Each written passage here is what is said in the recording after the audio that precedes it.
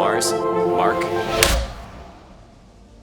I feel like there comes a time in all of these big and super exciting projects where you kind of have to ask yourself, how are we actually going to shoot this?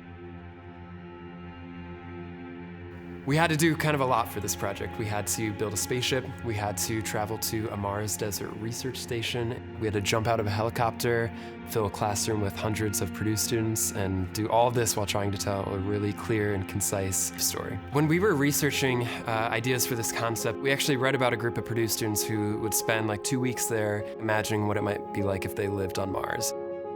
So besides Utah, most of the other scenes in the film were filmed locally here in Toledo or at Purdue's campus. One of the best parts about the film is we were able to utilize a lot of real students. The orientation scene, for example, has a few hundred students in that lecture hall. That was one of our trickiest shots to get. We shot on our campus during the school year, so we only had 20 minutes in between classes. Anytime we work with Purdue, their team is so good at helping line up and arrange everything that we need.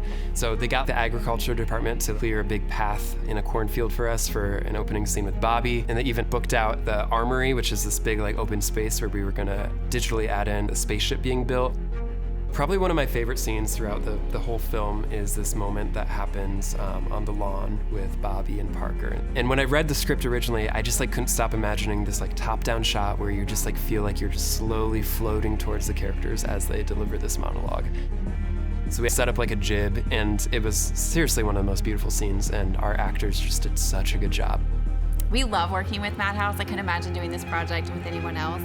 They're the kind of team that's going to roll up their sleeves. They're going to work hard. They're going to dream really, really big. And I think you need that when you have a project like this. They need to be in it with you and really bring that to life for your audience.